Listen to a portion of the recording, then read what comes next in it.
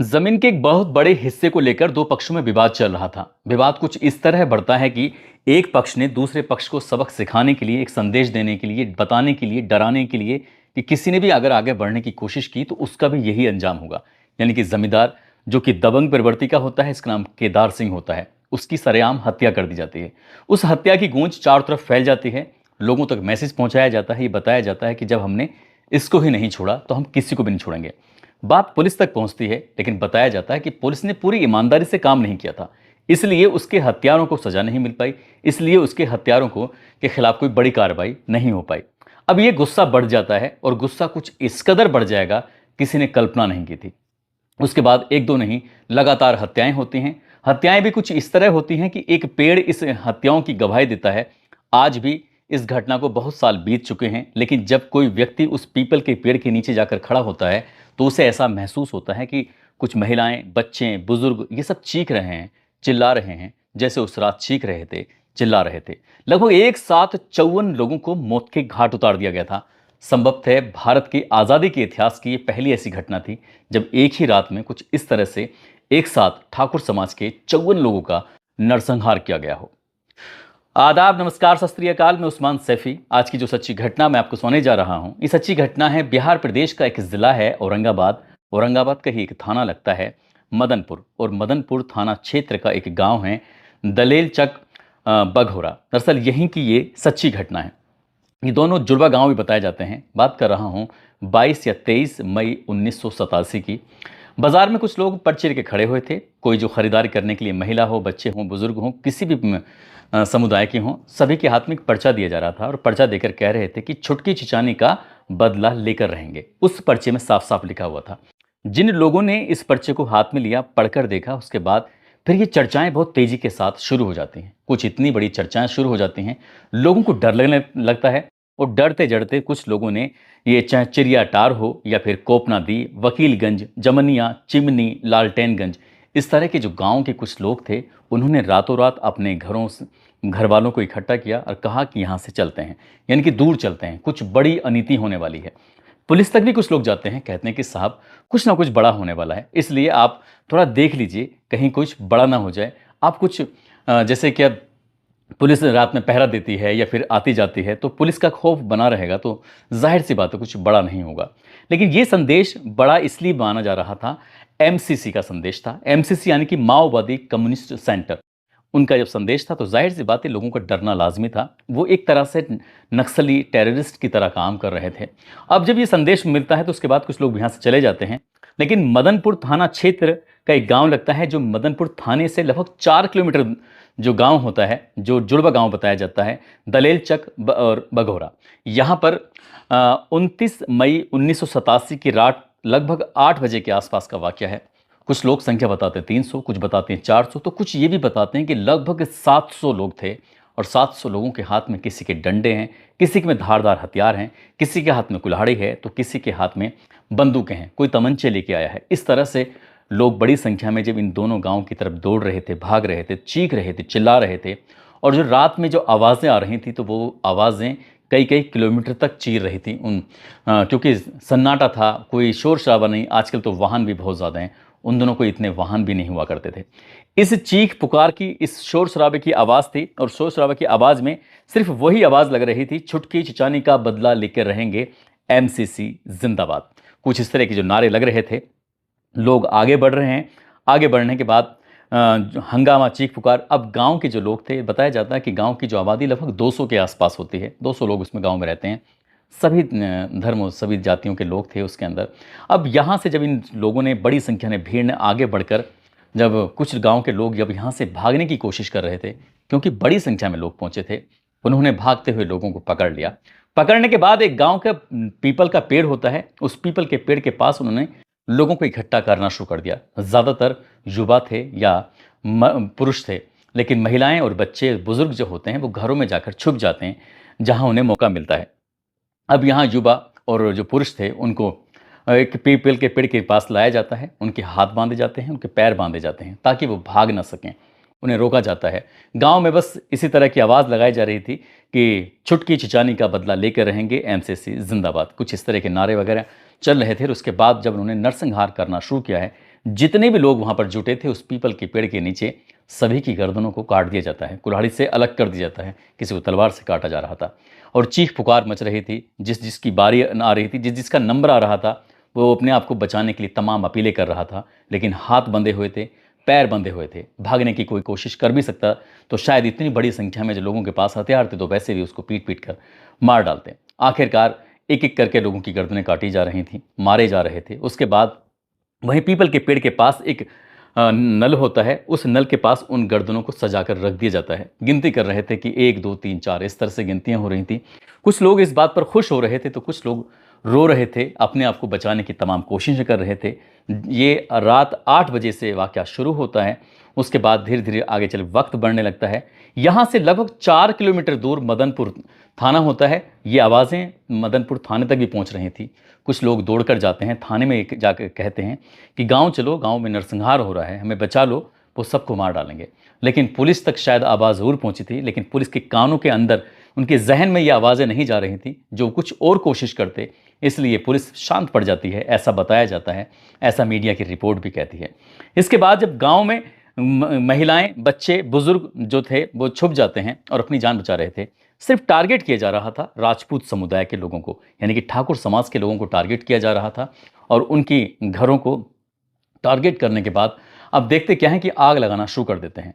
अंदर से जब चीखने की आवाज़ें आ रही थी, जल रहे थे, कुछ लोगों ने बाहर निकलने की कोशिश की, उनको जैसा था वैसा पकड़ा, फिर से आग में से झोंक दिया। कुछ इस तरह से लगभग 2-3 घंटे तक ये तांडव चलता रहा। और जब तांडव चलता रहा उसके बाद जब गांव का, इन राजपूत समुदाय के एक एक घर पूरी तरह से जल नहीं जाता है, तबाह नहीं हो जाता, तहस नहस नहीं हो जाता है, तब तक वो शायद शांत नहीं होते। इसमें उन्होंने 2.5 महीने की, लगभग 18 महीने के बालक से लेकर 105 साल के बूढ़े व्यक्ति तक को नहीं बख्शा था। इसमें बताया जाता है, जो सरकारी आंकड़े कहते हैं, 16 बच्चे, 10 महिलाएं, 15 पुरुष, लगभग 41 के आंकड़े जो सरकारी हैं। लेकिन अखबारों में जब खबर प्रकाशित होती है तो किसी ने 50 लिखा, किसी ने 54 लिखा, तो किसी ने 56 लिखा कि इतने लोगों को एक ही रात में एक साथ जलाकर मार दिया गया था। यहाँ से 4 किलोमीटर दूर थाना था। थाने तक आवाज़ें गईं, लेकिन थाने वालों ने, किसी ने यहाँ आगे बढ़ने की कोशिश नहीं की। बताया जाता है कि उस वक्त कलेक्टर योगेंद्र प्रसाद तिवारी होते हैं, साथ ही जो जिले के एसपी थे सतीश झा, बताया जाता है कि वो भी अगले दिन सुबह लगभग 7 बजे के आसपास यहाँ पहुँचते हैं। और जबकि इस गांव की दूरी और जो मुख्यालय की दूरी होती है महज 25 किलोमीटर होती है। 25 किलोमीटर का सफ़र तय करने में उन्हें इतना सारा वक्त लग जाता है कि सुबह 7 बजे पहुँच पाते हैं। ये शायद डर ही था एमसीसी का, जो पुलिस प्रशासन भी शांत पड़ गया था। अगले दिन यानी कि 30 मई 1987 को ये बात मुख्यमंत्री विंदेश्वरी दुबे तक भी पहुंच जाती है। जैसे उन्होंने इस घटना के बारे में सुना, वो सोचकर हैरान हो जाते हैं, परेशान हो जाते हैं। वो डीएम और एसएसपी से बातचीत करते हैं, कहते हैं कि मुझे गांव का दौरा करना है। अब इसके बाद डीएम और एसएसपी उन्हें गांव की तरफ लेके जाते हैं। ये भी बताया जाता है कि जब मुख्यमंत्री वहां मौके पर पहुंचे थे तो उस वक्त भी घरों में आग सुलग रही थी, जल रहे थे, और कई लोग तो ऐसे भी थे जो उस आग की लपटों में पड़े हुए थे।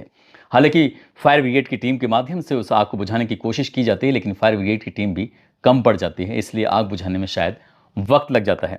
अब इसके बाद गांव का ही एक व्यक्ति होता है बगोरा का, जिसका नाम सत्येंद्र कुमार सिंह होता है। वो 177 लोगों के विरुद्ध एफआईआर दर्ज कराता है।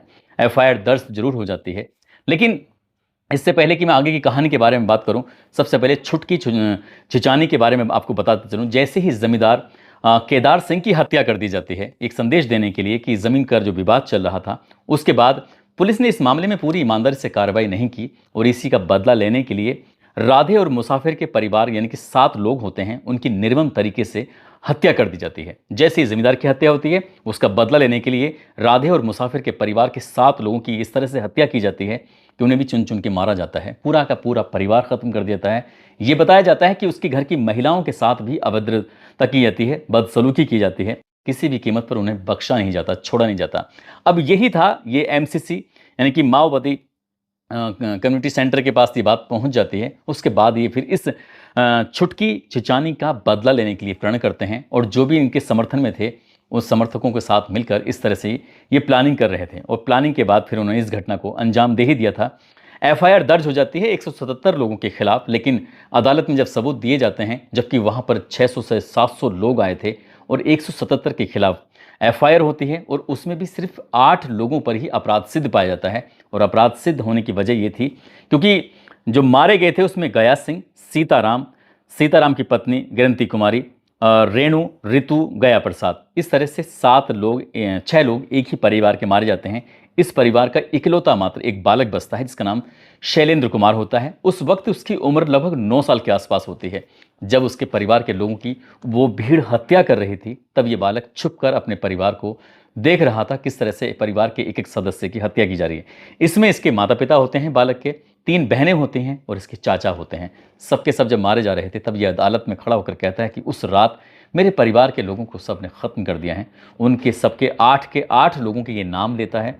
नाम लेने के बाद अदालत इस मामले की सुनवाई करती है और 30 सितंबर 1992 को उन 7 लोगों के 8 लोगों के खिलाफ ताज़ा हिंद दफ़ा 302 के तहत फांसी की सज़ा का हुक्म सुना जाता है। कहा जाता है कि इन्हें तब तक फांसी के फंदे पर लटका के रखा जाए जब तक कि इनके प्राण ना निकल जाएं। लेकिन मामला उच्च अदालत में पहुंच जाता है। जब पटना हाईकोर्ट में मामला पहुंचता है तो पटना हाईकोर्ट इस सज़ा को बरकरार रखता है। उसके बाद फिर वक्त कुछ और आगे बढ़ जाता है। फिर यही सब लोग अपील करते हैं और अपील करते हैं सुप्रीम कोर्ट में। सुप्रीम कोर्ट में अपील करते हुए कहते हैं कि साहब उस रात जो इस बालक ने जो देखा था वो ज़रूरी नहीं कि वो पूरी तरह से सच हो। ये वो जो भी एक वकील अपनी तरह की कहानी गढ़ते हैं, कहानी जज के सामने गढ़ी जाती है। जज पूरी कहानी सुनते हैं और कई मामले ऐसे होते हैं जिनकी दलीलें दी जाती हैं। आखिरकार 7 दिसंबर 1995 को इनकी फांसी की सज़ा को आजीवन कारावास में तब्दील कर दिया जाता है। इस जो फांसी की सज़ा को आजीवन कारावास में तब्दील कर दिया जाता है तो ये लोग सब अपनी सज़ाएँ काटते हैं, जो भी 8 लोगों के खिलाफ मामला होता है। इसके बाद साल 2011 में इनकी सज़ा पूरी हो जाती है और ये सब के सब जेल से बरी हो जाते हैं। बरी होने के बाद बताया जाता है कुछ तो शायद इसमें मर चुके हैं, कुछ अभी बाकी भी हैं। लेकिन इस घटना की गूंज हर साल जब मई का महीना आता है, खासकर 29 तारीख आती है, तो 29 तारीख की को ये बात हमेशा चर्चाओं में रहती है। गांव में वो पेड़, पीपल का पेड़ आज भी इस बात का गवाह है क्योंकि उसने अपनी आंखों से, पीपल ने वो सब कुछ देखा था, किस तरह से लोगों की गर्दनें काटे जा रही थी, किस तरह से उनकी गर्दनों को सजा कर रखा जा रहा था, उनके सरों को सजा कर रखा जा रहा था एक नल के पास में। तो इस तरह से जब कोई लोग बड़े गौर से शांत भाव में वहाँ उस पीपल के पेड़ के नीचे खड़ा होता है तो पता चलता है कि वो चीखों की आवाज़ आज भी लोग सुन सकते हैं, महसूस कर सकते हैं। क्योंकि एक ही रात में सरकारी आंकड़े 41 बताते हैं, अखबार के आंकड़े बताते हैं 50, कोई 54 बताता है तो कोई 56 बताता है। दोस्तों, इस पूरे घटनाक्रम को सुनाने का उद्देश्य किसी को परेशान करना नहीं है, किसी का दिल दुखाना नहीं है, बल्कि आपको जागरूक करना है, आपको सचेत करना है, आपको बताना है कि हमारे देश में कितने कितने बड़े कांड हुए हैं, ऐसे ऐसे कांड जो इतिहास के पन्नों में कहीं ना कहीं दफन होकर रह गए हैं। बहुत सारे लोगों को इन बातों के बारे में पता ही नहीं होगा क्योंकि अब ये कहानियाँ कहीं ना कहीं क्षेत्रीय सिमट कर रह चुकी होंगी। क्योंकि जहाँ ये घटनाएं हुई हैं सिर्फ वहाँ के लोगों को इसके दर्द का, इसकी तकलीफ़ों के बारे में पता होगा। बाकी जो दूर दराज के लोग हैं शायद उनको पूरी तरह से इनके बारे में जानकारी भी नहीं थी। जाते जाते याकूब अली हैं, आज इनका जन्मदिन है। इनको जन्मदिन की ढेरों सारी शुभकामनाएं, बहुत बहुत मुबारकबाद। साथ ही अमेरिका के टेक्सास में रहने वाले फुरकान अहमद, उनकी पत्नी हैं शबनम अहमद, जो कि हमारे भैया और भाभी हैं, उनको शादी की सालगिरह की बहुत बहुत मुबारकबाद। साथ ही मेवात के रहने वाले जाबिर खान हैं, आज इनकी भी शादी की सालगिरह है। और इसके अलावा कुछ लोगों ने नाम लेने की अपील की है, जिसमें बबलू हैं, सुनीता हैं, सिराज असलम, विजय भान यादव, राहुल मिश्रा, दिनेश प्रसाद यादव, नईशा खान, बंश कुमार, गुलशेर आलम, ताजुद्दीन अली, अमित कुमार, रणवीर कुमार, फैज़ान खान, कपिल भाटी, राम गुसाई, देव कुमार साहा, ब्रज गोपाल मिश्रा, पार्वती गौर, विनोद कुमार, उत्तम लाल। आप सब लोग अपना ख्याल रखें, सुरक्षित रहें। जय हिंद, जय भारत।